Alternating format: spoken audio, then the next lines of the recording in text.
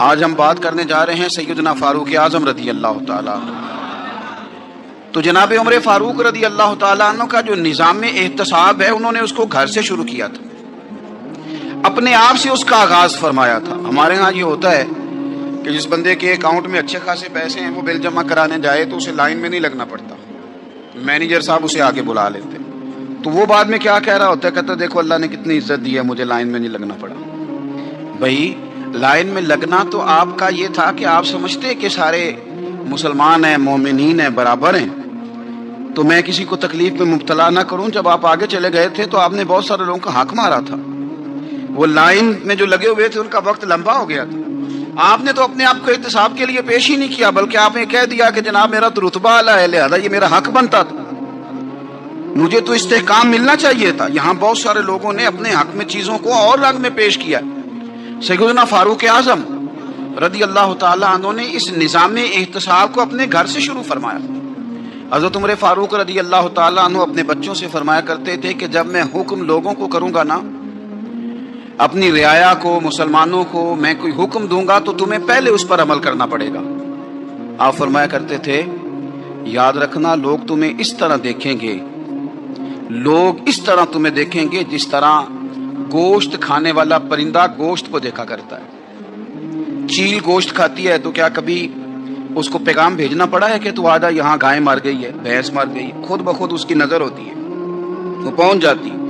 جناب عمر فرمانے لگے میرے گھر والوں، میرے بیٹوں، میری بیٹیوں، میری اہلیہ، لوگ تمہیں اس طرح دیکھیں گے جس طرح گوشت کھانے والے پرندے دیکھتے ہیں، لہذا میں جب کسی کو عمل کروں تو پہلے تمہیں اس پر عمل کرنا پڑے گا جب میں کسی کو حکم دوں۔ آپ فرمانے لگے یاد رکھنا اگر تم نے میرا حکم نہ مانا تو غیروں نے حکم نہ مانا تو انہیں ایک سزا ملے گی، اور اگر میرے گھر والوں نے نہ مانا تو ڈبل سزا ملے گی، تم پر ڈبل سختی کی جائے گی کہ تم نے میری بات کیوں نہیں مانی۔ یہ نظام احتساب ہے۔ ہم نہ دوسروں کے بچوں کا گلا کاٹ کے اپنے بچوں کی خوشیاں لینا چاہتے ہیں، ہم چاہتے ہیں کہ دوسروں کے بچوں کے حصوں کا مال میرے گھر میں آ جائے، آ جاتا ہے۔ کچھ لوگوں کی سیاست چل جاتی ہے، کچھ لوگوں کا فریب اور فراڈ کام کر جاتا ہے، لیکن وہ گھر روشن نہیں ہوتے۔ ان گھروں میں پیسہ ہوتا ہے پر قرار رخصت ہو جاتا ہے، ان گھروں میں آسانیاں اور وسعتیں تو آ جاتی ہیں لیکن ایک دوسرے کا احترام ختم ہو جاتا ہے۔ سیدنا فاروق اعظم رضی اللہ تعالیٰ عنہ کا یہ طریقہ تھا کہ وہ اپنے بچوں پر سختی کرتے۔ آپ ہمارے ملک میں یہ نظام ہے، موجودہ حکمران ہو جو ان سے پچھلے، بچے سب کے ملک سے باہر رہتے ہیں، یہاں رہتے ہیں تو محلات میں، باہر جاتے ہیں تو بڑی بڑی آسائشوں میں۔ ان کے بچوں کے لیے قانون بھی الگ سے ہیں، قاعدے بھی الگ سے ہیں، اور ہمارے ملک کے اندر تو ایک باقاعدہ پروٹوکول کا سسٹم ہے، اس سسٹم سے گزر کر بڑے بڑے لوگ چلنا پسند کرتے ہیں۔ ہمارے زمانے میں بھی کچھ چیزیں سرکاری ہوتی ہیں خالص، لیکن عجیب نظام ہے نا، ہر چیز کا کرایہ بڑھ جاتا ہے، سرکاری دکان کا نہیں بڑھتا۔ باقی دکانیں 5-6 سال کے لیے ملتی ہیں، سرکاری دکان پہ آپ قبضہ کرنا چاہیں تو پورے 100 سال کے لیے مل جاتی ہے، چونکہ یہ عام عوام کی پراپرٹی ہے تو اس کے ساتھ جو مرضی کو سلوک کرے۔ ایک سرکاری چراگاہ تھی جس کے اندر جانور چرا کرتے تھے، ہمارے ہاں بھی پنجاب میں کچھ جگہیں ہوتی ہیں تو ہم لوگ کہتے ہیں شام لاٹ ہے، سرکاری چراگاہ میں جانور چرا کرتے تھے۔ حضرت عمر فاروق رضی اللہ تعالیٰ عنہ کے صاحبزادے سیدنا عبداللہ ابن عمر رضی اللہ تعالیٰ عنہ نے بھی ایک اونٹ خرید لیا، تو سب لوگوں کے جانور سرکاری چراگاہ میں چرتے تھے، آپ نے بھی اپنا جانور وہاں چرنے کے لیے، کھانے پینے کے لیے چھوڑ دیا۔ وہ جب اونٹ آیا تو پتلا تھا، کچھ دنوں کے بعد وہ فربا ہو گیا، طاقتور ہو گیا، موٹا تازہ ہو گیا۔ حضرت سیدنا عبداللہ ابن عمر رضی اللہ تعالیٰ عنہ نے بیچا تو وہ ڈبل قیمت سے بھی زیادہ کا بکا، کیونکہ پہلے دبلا پتلا تھا، اب موٹا تازہ فربا ہو گیا۔ حضرت سیدنا فاروق اعظم رضی اللہ تعالیٰ عنہ کو پتہ چلا تو بلایا، فرمایا پتر اونٹ بیچ دیا ہے؟ ابا جی بیچ دیا ہے۔ فرمایا کتنے کا خریدا تھا؟ اتنے کا۔ بیچا کتنے کا؟ ڈبل قیمت بتائی۔ فرمایا اس طرح کر کے اصل رکھ لے اور جو اوپر ملی ہے مجھے دے دے۔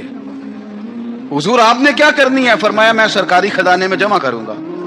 حضور کیوں؟ فرمایا اس لیے کہ تیرا اونٹ سرکاری جگہ پہ چرا کرتا تھا، وہ گھاس سرکاری جگہ سے کھاتا تھا۔ حضور سب کے کھاتے؟ حضرت عبداللہ ابن عمر کہنے لگے سب کے کھاتے ہیں۔ آپ فرمانے لگے تو سب میں شامل نہیں ہے، تو امیر المومنین کا بیٹا ہے، تجھے میں یہ حق نہیں دے سکتا، تیرے اوپر تھوڑی سختی زیادہ کی جائے گی۔ تجھے یہ حق نہیں ملے گا. تو اپنے اونٹ کو چونکہ سرکاری چراگاہ میں چرایا کرتا تھا, لہذا تجھے وہ جو اصل رقم یہاں جمع کرانی پڑے گی. ہمارے تو بچے پہلی بات تو یہ ہے کہ بات ہی نہیں سنتے. یہ سب کے بچوں کی بات کر رہا ہوں, ٹیچر کے بچے ہوں, سیٹھ کے بچے ہوں, پیر کے بچے ہوں, امام صاحب کے بچے ہوں, کسی کے بچے ہوں, پہلے تو سنتے نہیں.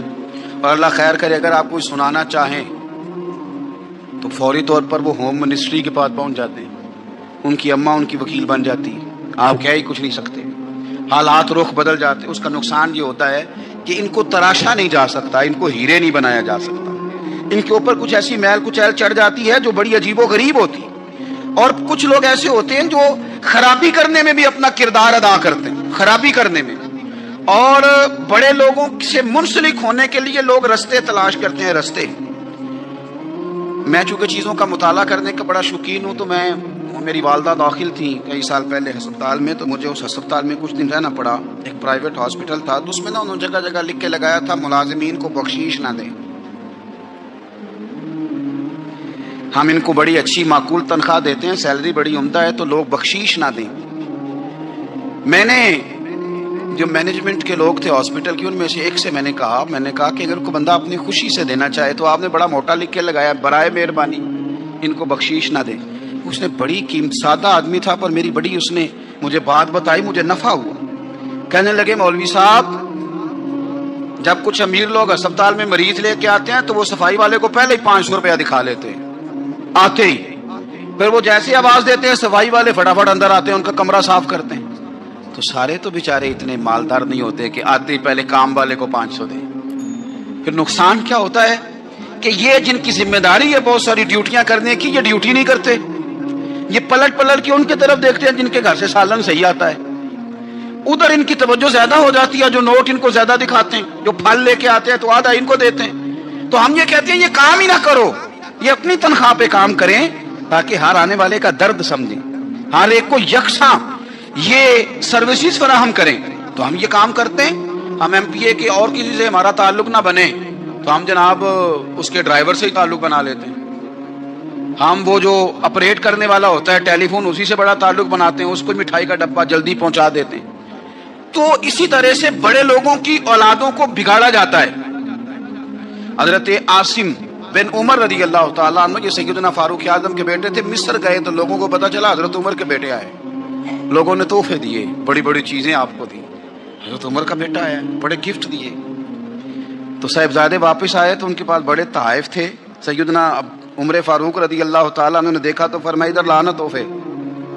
کہا بری لوگوں نے مجھے دیے ہیں. فرمایا تو نے کیوں بتایا تھا کہ میں امیر المومنین کا بیٹا ہوں؟ کہا حضور ان کو ویسے ہی پتا چل گیا. فرمانے لگے پتر, یہ تحفے تمہیں اس لیے ملے ہیں کہ تم امیر کے بیٹے ہو, یہ تحفے تمہارا حق نہیں, چونکہ تمہیں اس کرسی کی وجہ سے ملے ہیں اور یہ کرسی مسلمانوں کی ہے, لہذا یہ حق بھی مسلمانوں کا ہی ہے. یہ لا سارے مال غنیمت میں جمع کیے جائیں. آپ اپنے گھر سے جب احتساب شروع کرتے ہیں, اپنے گھر سے, اور یہ یاد رکھیں یہ جو لوگ آتے ہیں آپ کے بچوں کو نوازنے کے لیے, یہ انہیں خراب کرتے ہیں, بگاڑ پیدا کرتے ہیں, یہ عجیب و غریب سی چیزوں میں مبتلا کر دیتے ہیں. بچوں کا نقصان ہوتا ہے کال کلام. پھر جو شاپر اچھا لے کے آئے پیر صاحب کے بچے ذرا اس سے پیار سے ملتے ہیں, نقصان ہو جاتا ہے. یہ دستے نگر ہو جاتے ہیں, یہ لوگوں کی طرف جیتے ہیں, دوسروں پہ ڈیپینڈ کرنے لگتے ہیں. حضرت ابو موسیٰ اشعری رضی اللہ تعالیٰ عنہ نے پہلے تو ایک قلین بڑا سونا تھا, تو آپ نے حضرت عمر کے گھر بھیج دیا کہ چلو ان کے گھر میں ان کی اہلیہ بچھا لیں گی. کہیں سے تحفہ آیا. پھر وہ جس کمرے میں مال غنیمت اور خزانہ رکھا جاتا تھا اس کی صفائی کر رہے تھے تو ایک دینار مل گیا. تو وہ دینار بچے سارے جا رہے تھے, تو ان میں سے حضرت عمر کے ایک بیٹے کو چھوٹے کو بلایا اور بلا کے کہا پتر یہ دینار لے لو. حضرت عمر نے دیکھا کہ بیٹے کے ہاتھ میں دینار بھی ہے اور گھر میں قالین بھی ہے. ایک موقع پہ وہ قالین گیا, ایک موقع پر بچے کو ایک دینار دیا. تو حضرت عمر اپنی اہلیہ سے پوچھنے لگے یہ کہاں سے آیا قالین؟ کہا جناب ابو موسیٰ اشعری رضی اللہ تعالیٰ عنہ نے بھیجا ہے. بیٹے سے پوچھا دینار کہاں سے آیا؟ کہا مجھے انہوں نے ہی دیا ہے. آپ نے وہ دینار بھی لیا اور قالین بھی لیا اور اس کو لپیٹا اور جناب ابو موسیٰ اشعری کو بلایا, اور اتنے سخت ناراض تھے. فرمانے لگے ابو موسیٰ اشعری سے کہنا میرے پاس پیدل آئے, گھوڑے پہ نہ آئے. اور جب آئے حضرت ابو موسیٰ اشعری تو جناب عمر اتنے ناراض ہوئے کہ وہ قالین لپیٹ کر تو ان کے سر پہ مار دیا. फरमाने लगे पकड़ो अपना दीनार, तुम्हें पूरे मदीने में मेरे बेटे के अलावा कोई और नहीं मिला था जिसे तुम खराब कर सको, मेरा पुत्र ही मिला था बिगाड़ने की, किसने इजाजत दी तुम मेरे बेटे को दीनार दो, क्यों लाए तुम मेरे घर में कालीन। हजरत उमर फारूक रदी अल्लाह तआला अन्हु फरमाने लगी मैं जमीन पे सोने का आदी हूँ, जमीन चटियल भी हो तो रब का बंदा बन के सोता हूँ तो अल्लाह मुझे आराम और सुकून की नींद अता फरमा देता है, मुझे तुम्हारे मखमलों की और कालीनों की जरूरत नहीं है। एहतसाब यहाँ से शुरू होता है भाई। यहाँ हम ना अपने घर में बैठ के मायूस मायूस बातें करते हैं, और फलाने के बच्चे कहाँ पहुँच गए, फलाने के पास बड़ा पैसा आ गया, मैं कच्चे मकान में रहूँ, मैं ये करूँ, देखो मुझे नहीं सूली। ये तो आप मायूसी वाली बातें कर रहे हैं, ये तो आप कमजोर बातें कर रहे हैं। ये तो इस तरह की बातें तो हारे हुए लोग करते हैं। इस तरह का लबो लहजा तो उन लोगों का होता है जो एहसास कमतरी का शिकार होते हैं। ये आपने किस तरह का लबो लहजा, अपने बच्चों को आप भिखारी बना रहे हैं ताकि दूसरों को देखें तो मायूस हो जाएं। उठ बांध कमर क्यों डरता है, फिर देखो खुदा क्या करता है। आपका जो एहसास है वो इतना खूबसूरत हो, आपके लहजे के अंदर इस कदर ठहराव हो, आपको इत्मीनान आ चुका हो, और आपके बच्चे कभी भी कंपैरिजन न करें अपना किसी के साथ, कभी भी उन्हें करने ना दें। आप कभी वो कभी ये बात ना करें कि फलाने ज्यादा अच्छा खाते पीते हैं तो हम किधर हैं, करने ना दें। उन्हें बताएं कि बेटा अपनी मट्टी पे चलने का सलीका सीखो, संगे मरमर पे चलोगे तो फिसल जाओगे। उनको बताएं कि जो तुम्हारे पास है ये खुदा का अतिया है, इसी पर तुमने कनात करनी कभी भी। हजरत ज़ैद बिन हारिसा से नबी पाक सल्लल्लाहु अलैहि वसल्लम को बड़ा प्यार था। फिर उनके बेटे हुजूर के गुलाम ज़ादे हजरत उसामा बिन ज़ैद के साथ भी हुजूर बड़ा प्यार करते। लेकिन ये तो मुसल्लमा हकीकत है ना कि अजमत और शान तो सैयदना फारूक आजम की ज्यादा है। उम्मत का इत्तेफाक है कि नबियों के बाद सबसे बड़ा दर्जा जनाबे सिद्दीक अकबर का, और फिर अल्लाह ने मकाम अता किया हजरत फारूक आजम को। ये बड़े लोग थे। एक दफा माल तकसीम हो रहा था तो हजरत उमर रदी अल्लाह तआला अन्हु ने ना हजरत उसामा बिन ज़ैद को 4000 दिनार दिए और अपने बेटे अब्दुल्ला इब्ने उमर को 3000 दिनार दिए। तो हजरत अब्दुल्ला इब्ने उमर घर जाके कहने लगे अब्बा जी उसामा में वो कौन सी खूबी है जो मेरे अंदर नहीं, और उसामा के बाप में वो कौन सी खूबी है जो आपके अंदर नहीं। तो हजरत उमर की आजिज़ी देखिए, हालांकि बिल इत्तेफाक दुनिया जानती है कि जनाब उमर फारूक रदी अल्लाह तआला अन्हु अफजल हैं, फिर भी पता है अपने बेटे से क्या कहते हैं, फरमाते हैं ओ सुन यार वो खिदमत गुजार हैं नबी पाक के, वो भी हुजूर के घर में ड्यूटी करते, नौकरी करते, और इनके बेटे भी हुजूर की नौकरी करते, ये खिदमत गुजार हैं। फरमाने लगे अगर तूने पूछ लिया तो सुन, फिर मेरी तो राय ये है कि तेरे से ज्यादा उसामा बिन ज़ैद हुजूर की नजर में प्यारे हैं, और उसामा का बाप तेरे बाप से ज्यादा नबी पाक का प्यारा है। कोई कंपैरिजन करने नहीं दिया, बच्चों को किसी ऐसी जगह खड़े होने नहीं दिया। फरमाया ये वजह है, ये अंदाज है कि तू ज्यादा प्यारा है। हजरत उमर फारूक रदी अल्लाह तआला अन्हु पसंद नहीं करते थे, जरा बराबर भी पसंद नहीं करते थे कि कोई शख्स और माल आता तो अपने रिश्तेदारों को नवाजने से बचते। माले गनीमत आता है ना, हमारे यहाँ तो अल्लाह खैर करे जब कोई बंदा काउंसलर बनता है, चेयरमैन बनता है, तो ठेका किसको देता है? कोई चलो भतीजा मिल जाए, कोई भांजा मिल जाए, कोई छोटा भाई, उसे भी काम मिल जाता है साथ। नवाजने पे लोग आते हैं तो वो तलाश करते हैं कि कहाँ कहाँ को मेरा है, वो टेंडर ही उनके नाम के पास होते हैं जिनकी तरफ जरा नजर करम ज्यादा होती। हजरत उमर फारूक माल तकसीम कर रहे थे तो बेटी आगे कहने लगी अब्बा जी रिश्तेदारों का भी हक होता है, आप सबको देते हैं, आपके अपने आपके करीब ही नहीं आते। तो हजरत उमर फारूक ने क्या लफ्ज कहे, क्या हकीकत है, क्या हुसन है। फरमाने लगे पुत्र ये माल तेरे बाप का नहीं मुसलमानों का है, जब तेरे बाप का जाती माल होगा तो अपने रिश्तेदारों को देगा, ये मुसलमानों का माल है, ये उसी हिसाब से तकसीम होगा जो अदल का हिसाब है, जो तराजू ठीक है। फरमाया तू मुझे ये मशवरा ना दे, ये मुसलमानों का माल।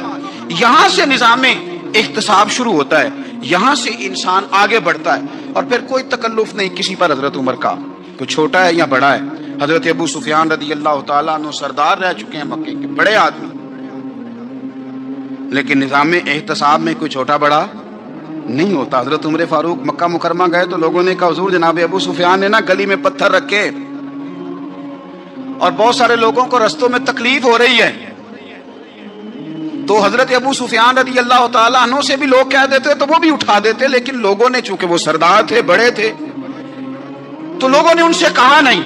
حضرت عمر جب آئے تو کہا تو جناب عمر نے پرواہ نہیں کی، خود آئے جناب ابو سفیان سے کہا یہ پتھر آپ نے رکھے؟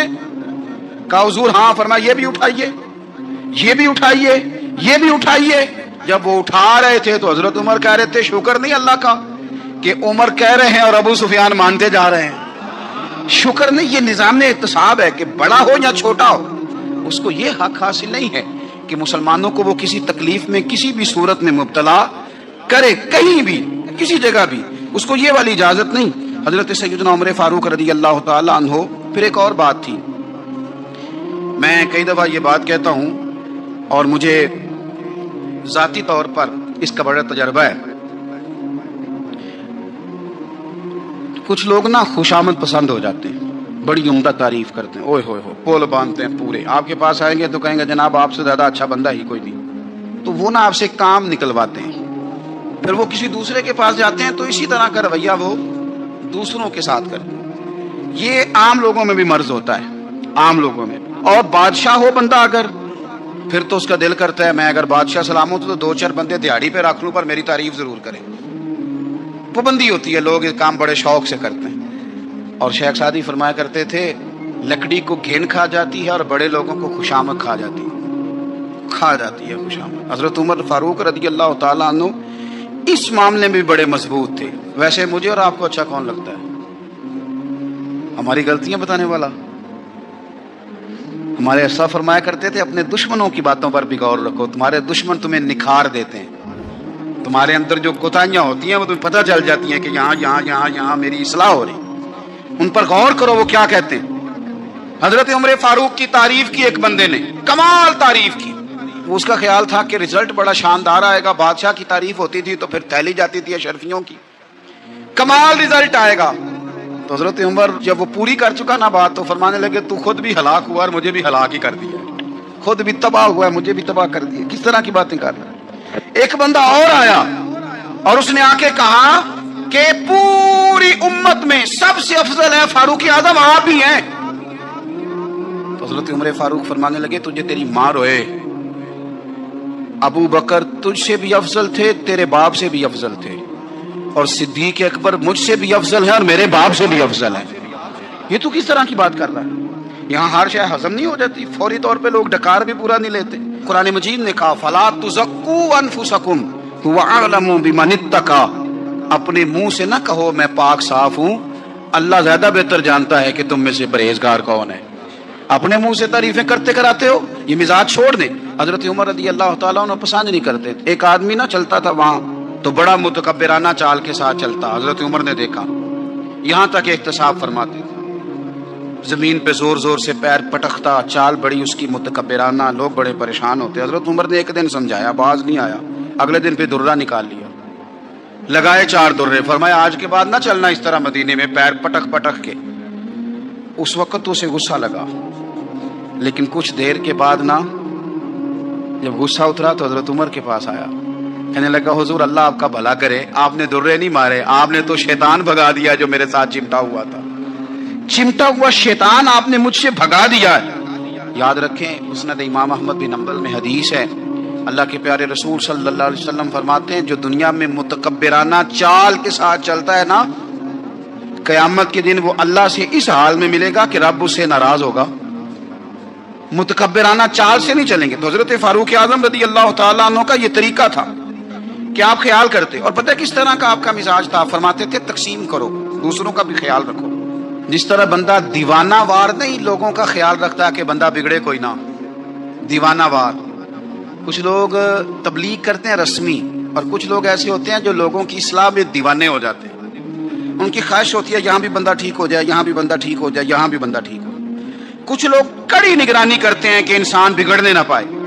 حضرت عمر فاروق رضی اللہ تعالیٰ عنہ نا گوشت والی دکان کے پیچھے جا کے بیٹھ گئے کئی دنوں تک۔ وہ کہنے لگا حضور یہاں کیا ہے؟ فرمایا تو اپنا کام کرنا۔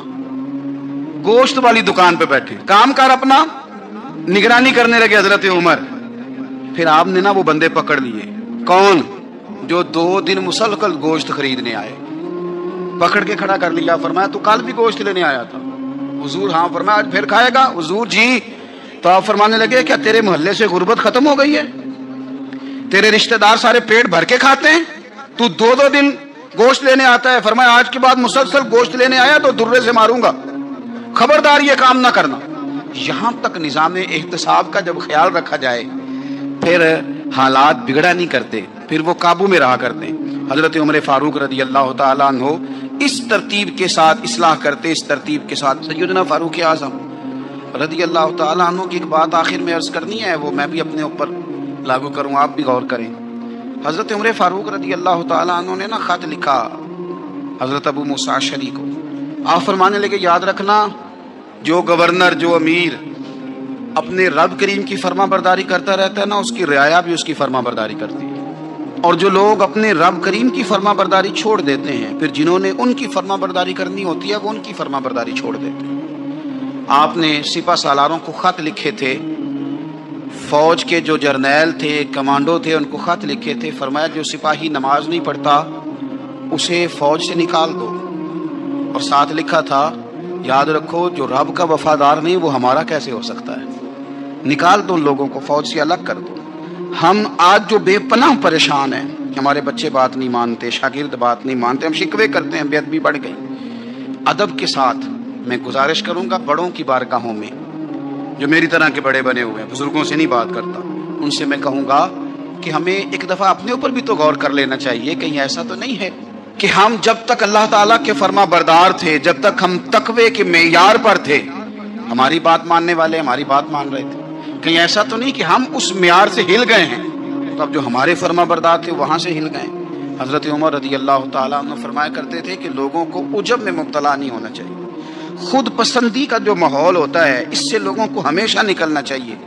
हजरत उमर के एक साहबजादे ने कंगी कर ली, अच्छा लिबास पहन लिया तो दुर्रा मारा जनाब उमर ने। तो आपकी बेटी कहने लगी अब्बा ये तो बिल्कुल जायज़ है, अच्छे कपड़े पहनना, अच्छा लिबास पहनना और सर में कंगी कर लेना, इस पर दुर्रा क्यों मार दिया? तो आप फरमाने लगे बेटा ये खुद पसंदी में मुब्तला होने लगा था, ये अपने आप को बहुत भला समझने लगा था, इसका ख्याल था कि मैं यूं मेरे अलावा कोई नहीं। ये उस मकाम पे जा रहा था जहां इसकी तरबियत रुक जाती, इसलिए दुर्रा मारा है। एक दफा हुकूमती मामलात के अंदर आपकी अहलिया ने मशवरा देना चाहा, बड़े काम बीबियां नहीं करती, बड़े बड़े मामलात में मुदाखलत नहीं करती।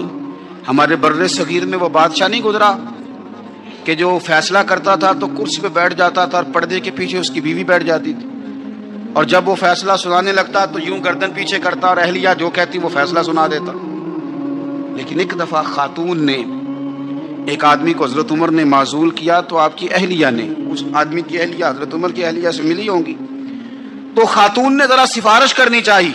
तो जनाब उमर फारूक रदी अल्लाह ताला अन्हु के हाथ में असा था, डंडा था, 2-3 दफा जमीन पे मारा। और मैं तुम्हें किसने इजाजत दी है हुकूमती मामलात में मशवरा देने की? ये मशवरा मौला अली देंगे या उस्मान गनी देंगे?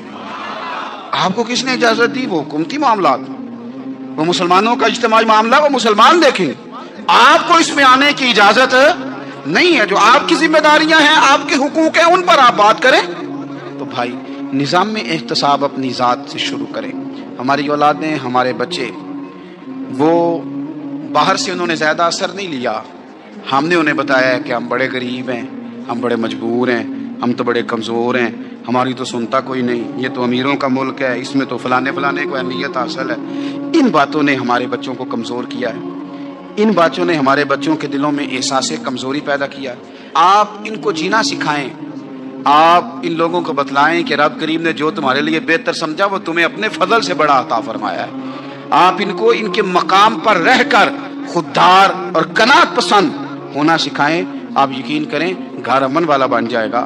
बच्चे अगर भुना हुआ गोश्त खा रहे हों और फिर भी लाड़ी रहे हों कि मसाला मेरी मर्जी का नहीं, स्टाइल मेरी मर्जी का नहीं, टेस्ट मेरी मर्जी का नहीं, ये वाला गोश्त मैंने नहीं खाना, ये इस तरह करके भुना होता तो फिर मैंने खाना था, वो ज़्यादा खौफनाक सूरत हाल हो जाती है।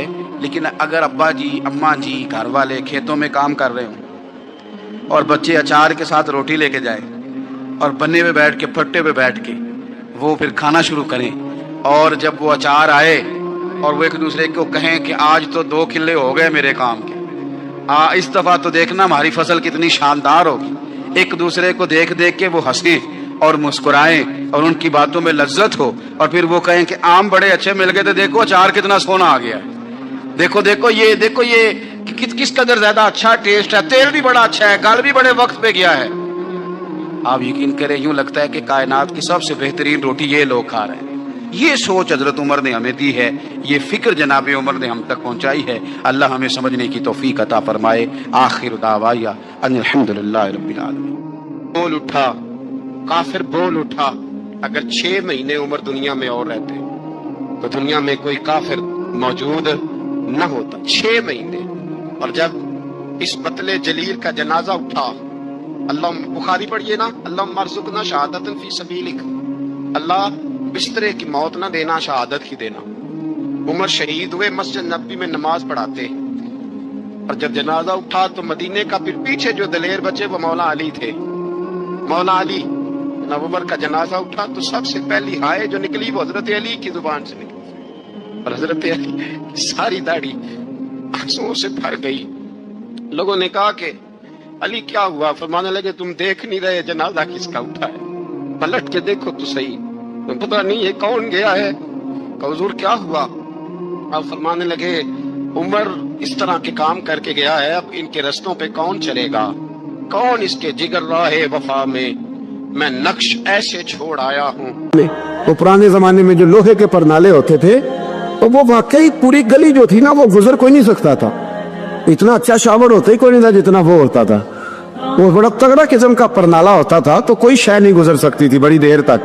बारिश के रुकने के बाद भी सारी छत से जब तक पूरी मिट्टी और पूरी तूड़ी सारी नहीं ना उतर जाती थी, तब तक वो परनाला नहीं सांस लेता था। तो परनाला बहता था और वहां से बड़ा मेन गली थी मस्जिद को आने की। लोगों के कपड़े आलूदा हो जाते। एक दिन लोगों ने हजरत उमर से कहा, ये परनाला नहीं नजर आता, ये नहीं उसूल पसंद थी? तो जनाब उमर फारूक रदी अल्लाह ताला अन्हु फरमाने लगे, उतार देते हैं परनाला, ये भी उसूल पसंदी है, उतारते। हजरत उमर फारूक न गए और शारहीन ने लिखा है कि ऊंट के ऊपर बैठकर आपने यूं पकड़ के ना परनाला खींचा और जनाब अब्बास के घर वालों से फरमाने लगे, 4 कोने होते हैं घर के, छत के 4 कोने हैं, किसी और में लगा लो परनाला, को जरूरी है कि नमाजियों वाली गली पे लगाया जाए? ये कह के आ गए, किसी की जरूरत थी बात करे। हजरत अब्बास आए तो लोगों ने आके कहा कि उमर ने परनाला उखेड़ दिया और फरमाया कि 4 कोने कहीं और लगा लो। तो हजरत अब्बास मुस्कुराए। लोगों ने कहा, मुस्कुराते क्यों हो? फरमाने लगे, कोई मसला नहीं, उमर खुद आके लगा के जाएगा। जैसे उखेड़ा है वैसे लोगों ने कहा, वो उमर है, उमर को बदलना और उसकी बात को बदलना और इतनी जुर्रत के वो लगा के जाए, जिस बंदे को देख के शैतान गली का रास्ता बदल जाता है, आप उसकी बात कर रहे हैं। फरमाया, मैंने कह दिया ना उमर लगाएगा, तो इंशाल्लाह उमर लगाएगा। हजरत अब्बास मस्जिद में आए, नमाज पढ़ी, तो कहते मैंने बात छेड़ी दी। उमर खुद कहने लगे कि हुजूर आपसे तो उम्मीद नहीं थी। हजरत अब्बास से कहने लगे, भाई जगह भी है, 4 कोने होते हैं घर में, कुछ जरूरी है उसी कोने पे लगे जहां से नमाजी गुजरते? ये बुखारी मुस्लिम की हदीस है।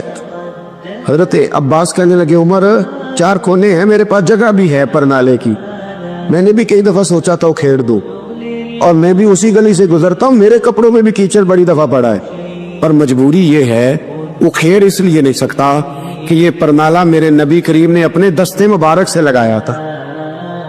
फरमाया, मैं मकान बना रहा था, छत बना रहा था, तो हुजूर अचानक आ गए, और कई लोग गवाह हैं इसके, रसूल करीम तशरीफ लाए और नबी पाक अलैहिस्सलाम ने फरमाया, लाओ चचा थोड़ा मैं भी करता हूं।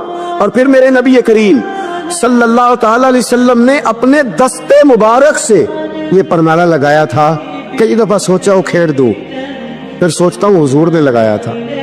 लेकिन चलो, अब तो इल्लत पाई गई, अब तो समझ आ गई, उसूल बन गया, अब तो उसूल बन गया ना, तो ठीक है, आप अब इस तरह करें, उखेड़ दिया तो ठीक है।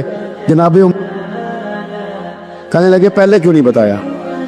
भाई वो नमाजियों पे चीटे पड़ते हैं, गली का रास्ता है। फरमाया, रस पढ़ते हैं तो पढ़ते रहे, आपने बताया क्यों नहीं? हजरत जनाब अब्बास कहने लगे कि आपका क्या ख्याल है कि मैं ये करूंगा कि लोगों पे छींटे पड़े और मुझे परवाह ना हो? हुजूर में लगाया था। हजरत उमर फारूक ने ना जनाब अब्बास का बाजू थामा, तन तंदूर ते हड्डां दा बालन, बाजू थामा और थाम के ना उसी जगह ले गए जहां परनाला उखेड़ा था। पहले तो ऊंट पे चढ़ के लगाया था ना, तो अब कहने लगे हजरत अब्बास से कि आप ना मेरे कंधों पे चढ़ गए, मेरे कंधों पे तन तंदूर ते हड्डां दा बालन असी हावां नाल तपाया, कप कप मुक्कियां पेड़े कीते उतो इश्क पले थल लाया तन दा सालन ए मन दी हांडी लून सबर दा पाया गुलाम फरीदा वे मैं सारी तेरी तेनू अजे यकीन नहीं आया फरमाया खुद लगाइए हजरत अब्बास रदी अल्लाह ताला अन्हु वो परनाला लगा के उतरे तो हजरत अब्बास भी रो रहे थे और जनाब उमर भी रो रहे थे आंखों में आंसू थे फरमाया हम ये नहीं देखेंगे कि इल्लत क्या है वजह क्या है हम तो ये देखेंगे कि रसूलुल्लाह की निस्बत क्या है नबी करीम अलैहिस्सलाम के दस्ते मुबारक लग गए सारी वजूहात खत्म हो गई अब जिसके कपड़ों में पानी पड़ता है पड़े जिसको तकलीफ होती है हो लेकिन चूंकि ये रसूल पाक सल्लल्लाहु अलैहि वसल्लम ने दस्ते मुबारक से लगाया है तो मिजाज ये है कि जहां बात आएगी जाते रिसालत की वहां बाकी के कानून छोड़ दिए जाएंगे वहां बाकी के मामलात छोड़े जाएंगे वहां तकल्लुफ से निकला जाए और ये मोहब्बत ना बड़ी जल्दी शुरू कर लेनी चाहिए तवज्जो है मेरी बात पर हजरत उमर फारूक रदी अल्लाह ताला अन्हु खादिम से कहने लगे बूढ़ी से पूछो तो पूछा अम्मा अस्सलाम वालेकुम वालेकुम सलाम अम्मा क्या बात है तो अम्मा कहने लगी जाओ दौड़ो तुम्हें क्यों बताऊं देहात की सीधी सादी बीबी जाओ भाग जाओ कहा नहीं अम्मा मेहरबानी करो अंदर तो आने दो बड़ी मिन्नत के बाद अम्मा मानी उमर फारूक आम आदमी नहीं जिससे दुनिया कामती है हजरत उमर अंदर गए अम्मा क्यों परेशान हो तो अम्मा कहने लगी तुम्हें क्यों बताऊं मेरा अपना दुख है चल अम्मा बता दे तेरी मेहरबानी अम्मा कहने लगी मैं एक बेवा हूं बे औलाद हूं कोई मेरा सहारा नहीं मुझे उमर फारूक से बड़ी शिकायत मेरे ऊपर 25 दिनार का कर्जा चढ़ गया है और 3 दिन हो गए मैंने रोटी नहीं खाई और उमर ने मेरी खबर नहीं ली हजरत उमर को पता चल गया लावारस है इसका कोई 2 4 10 हजार वोट कोई नहीं एक को मेके से 6 मुरब्बे नहीं लेके आई एक अकेली तने तनहा और भाई जब अल्लाह का खौफ होता है तो फिर इंसान इन गरीबों को भी मनाता है फिर रेड़ी वाले की भी अहमियत बढ़ जाती फिर रक्शे वाले की कदर भी बढ़ जाती हजरत उमर फारूक रदी अल्लाह ताला अन्हु कहने लगे अम्मा उमर से शिकवा है कहा जनाब उमर कहते हैं मैंने एक जुमला कहा तो अम्मा ने तो मुझे लाजवाब कर दिया मैंने कहा अम्मा उमर को क्या पता कि तू भूखी और मकरूज है उसे क्या खबर तो अम्मा कहने लगी क्या कहा तुमने उमर को खबर नहीं उसे पता नहीं तो उमर से कहो ना छोड़ दे हुकूमत उसके हवाले करे जो खबर रख सकता है क्यों बैठा है फिर हमारे हुक्मरान कहते हैं अभी मैं सदमे में हूं निकलूंगा तो बात करूंगा ना इधर उधर की तो बात कर ये बता के काफिला क्यों लुटा मुझे रहजनों से गरज नहीं तेरी रहबरी का सवाल है हाँ तुझे जवाब देना पड़ेगा हजरत सैयदना उमर फारूक रदी अल्लाह ताला अन्हु से अम्मा कहने लगी नहीं खबर रख सकता तो हुकूमत क्यों करता छोड़ता क्यों नहीं तो हजरत उमर कहते मैं कांपने लगा दौड़े गए जनाब उमर मैंने कहा इस अम्मा का 6000 वोट नहीं कि इसकी कदर की जाए ये अम्मा कोई बहुत ऑक्सफोर्ड यूनिवर्सिटी की डिग्री होल्डर नहीं कि इसकी बात मानी जाए लवारस और बेबा बीबी उमर दौड़े गए घर से अनाज का थैला कंधे पे रखा 25 दिनार भी लिए पक्का पकाया खाना भी लिया खादिम कहने लगा हुजूर मुझे दे दे मैं उठा लेता हूँ तो हजरत उमर फरमाने लगे चल वादा कर कयामत के दिन भी मेरा बोझ उठाएगा कहने लगा जी नहीं वहां नहीं उठा सकता फरमाया फिर आज भी ना उठा मुझे ही उठाने ये मेरा बोझ है तो मुझे ही अम्मा के सामने 25 दिनार भी रखे फिर अम्मा को हजरत फारूक आजम ने 2 महीने का राशन भी दिया फिर पका पकाया खाना भी दिया मामूली आदमी की बात नहीं कर रहा 24 लाख मुरब्बा मील का हुक्मरान हजरत उमर मदीने में बैठ के कभी ललकार दे तो कैसर और किसरा की टांगे कांपे जनाब उमर फारूक रदी अल्लाह खाना खिला के अम्मा चारपाई पे थी तो उमर नीचे बैठ गए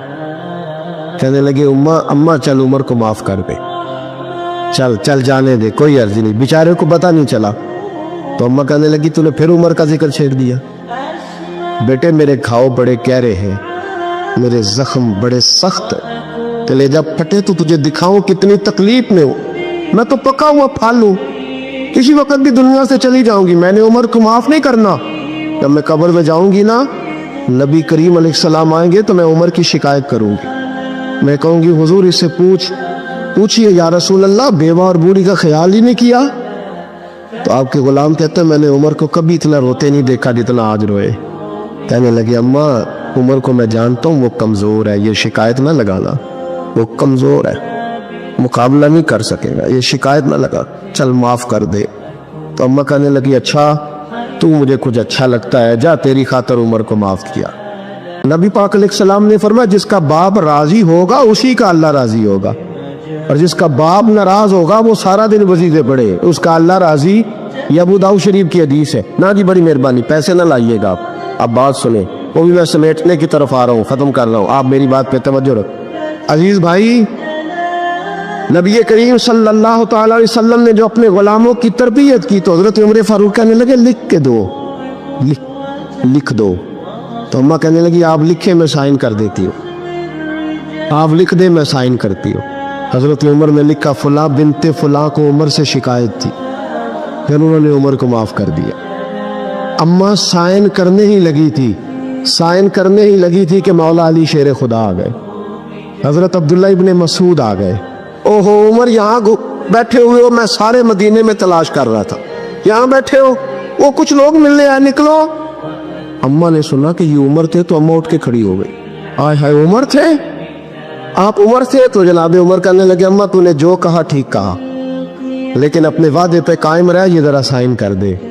اماں نے سائن کیے تو حضرت عمر فاروق فرمانے لگے علی آ گئے ہو تو بطور گواہ تم بھی دستخط کر دو، عبداللہ ابن مسعود تم بھی بطور گواہ دست۔ جب سائن ہوئے تو جناب عمر نے رکا لپیٹا اور مولا علی شیر خدا سے فرمانے لگے علی یہ رکھ لو، مجھے لگتا ہے میں تم سے پہلے دنیا سے جاؤں گا، اور جب میں پردہ کر جاؤں نا تو یہ رکا میرے کفن میں رکھ دینا۔ اگر حضور علیہ السلام نے پوچھا نا میری امت کے ساتھ کیا سلوک کر کے آئے ہو، تو رکا نکال کے کہوں گا یا رسول اللہ ایک بوڑھی ناراض تھی میں اسے بھی راضی کر کے آیا، حضور یہ میں راضی۔ بھائی جب تک ہم اللہ سے نہیں ڈرتے معاشرہ اصلاح پذیر نہیں ہو سکتا۔ حضرت عمر فاروق رضی اللہ تعالیٰ عنہ نا باہر والوں کا بھی بڑا سخت حساب کرتے تھے، بڑا ایک گورنر صاحب نے لباس بڑا شاندار پہننا شروع کر دیا تھا تو حضرت عمر نے اتروا کے نا تو انہیں ٹاٹ کا لباس پہنا کے تو اونٹ چرانے کی ڈیوٹی دے دی تھی، اتنا سخت احتساب کرتے۔ کسائی کی دکان پر بھی 1-2 گھنٹے کھڑے ہوتے تھے، جو آدمی مسلسل 2 دن گوشت خریدتا تھا نا فرماتے تھے اس کا ٹیکس بڑھا دو، لوگوں کو دال نہیں مل رہی اور یہ روز گوشت کھاتا ہے۔ حضرت فاروق اعظم اس کو جزیہ کہا جاتا تھا، کچھ اور معاملات ہوتے تو بڑھا دیتے۔ مسلسل جو 2 دن آدمی گوشت کھاتا تھا فرماتے تھے مدینے میں غربت ہے، اگر یہ والا نظام تم کرو گے تو غریب لوگ کس کی طرف دیکھیں گے۔ لیکن اس سے زیادہ بڑھ کر جو ان کی زندگی کا معیار اور سٹیٹس تھا وہ یہ تھا کہ اپنے گھر کا خاص خیال رکھتے، خاص توجہ کرتے۔ ملک شام سے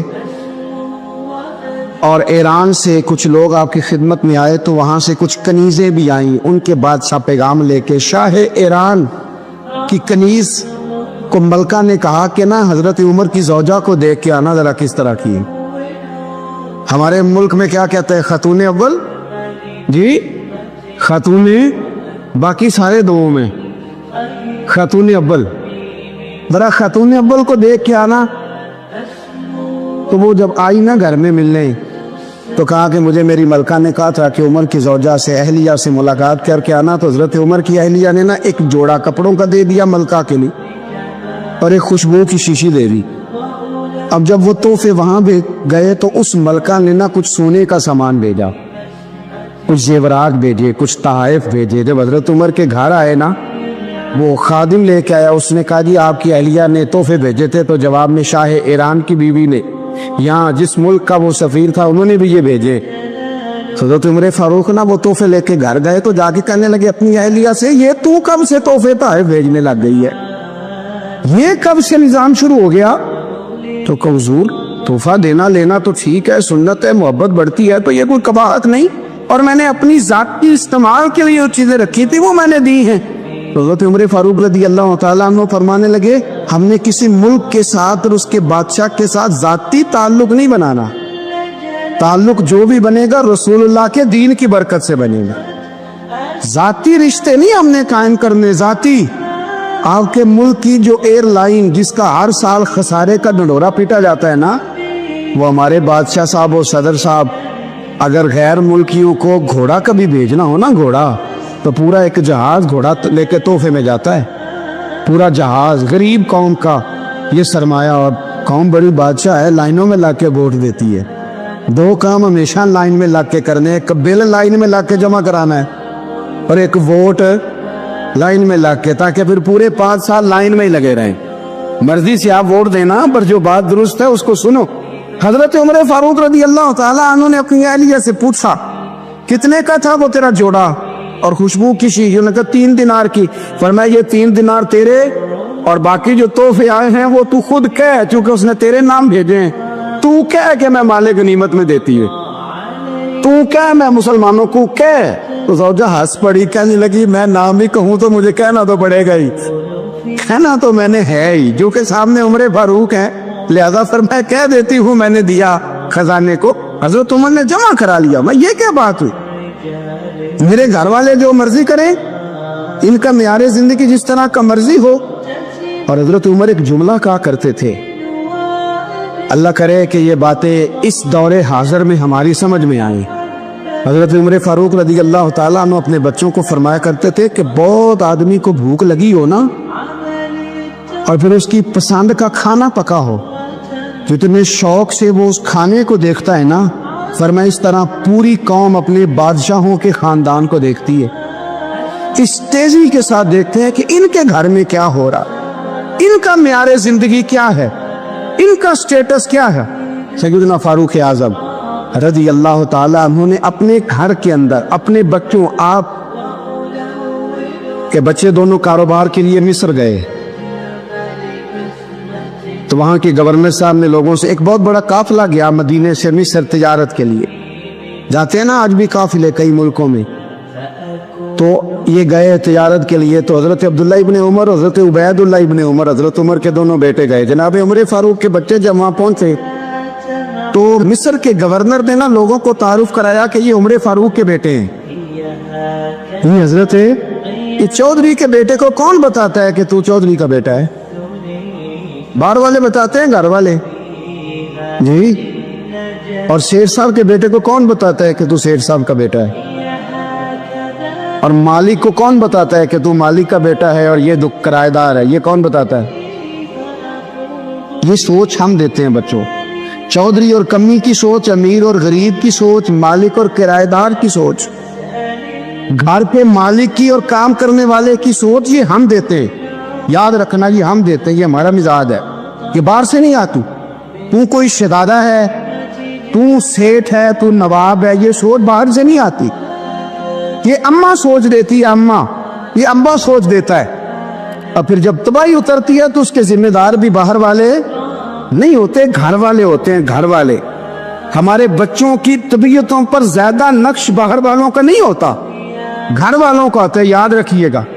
हजरत उमर फारूक रजी अल्लाह, बच्चे हैं, शहजादे हैं, वो कारोबार करने गए और वहां लोगों ने बताया गवर्नर साहब ने कि ये फारूक आजम के बच्चे अमीरुल मोमिनीन के।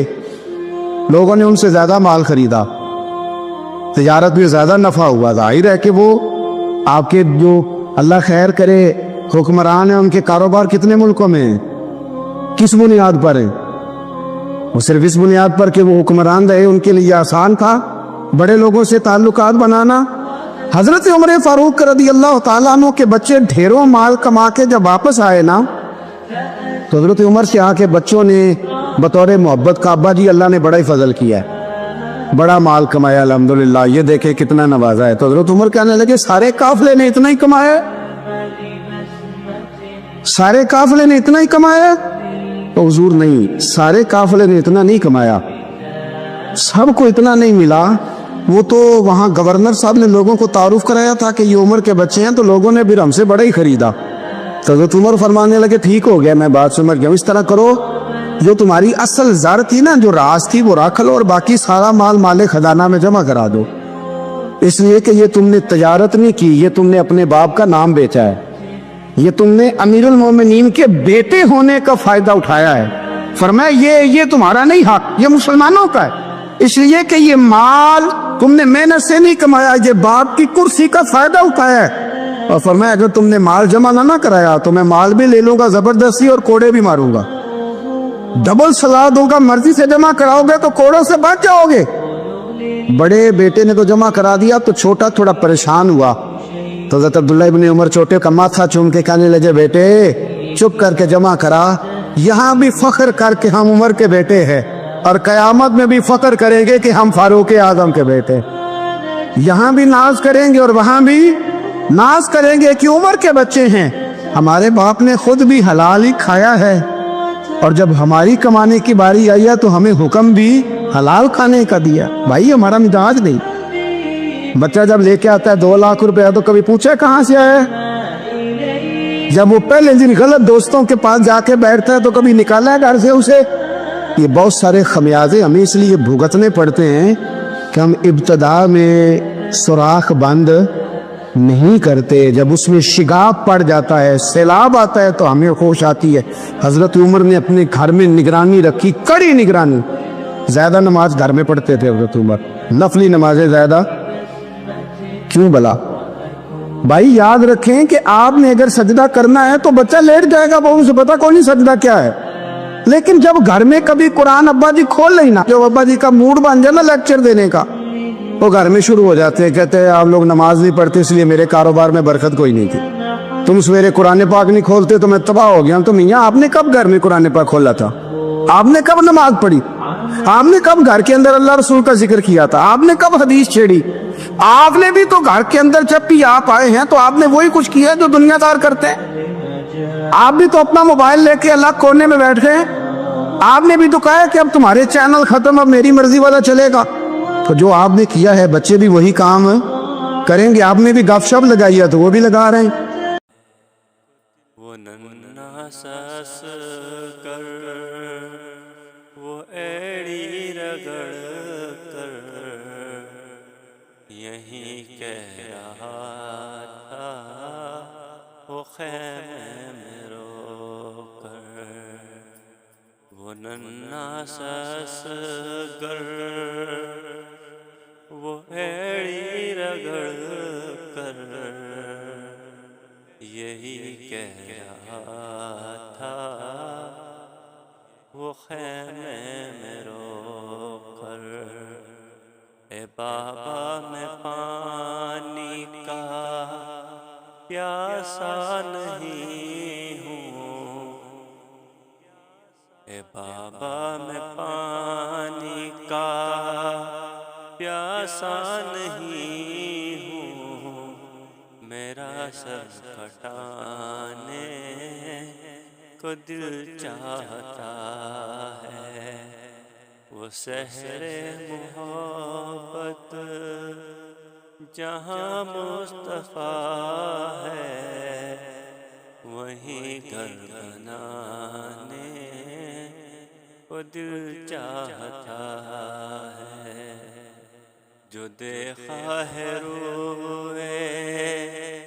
زمال رسالت، جو دیکھا ہے روئے زمال رسالت، تو طاہر عمر مصطفیٰ سے یہ بولے، بڑی آپ سے دشمنی تھی مگر اب، بڑی آپ سے دشمنی تھی مگر اب غلامی میں آنے کو دل چاہتا ہے۔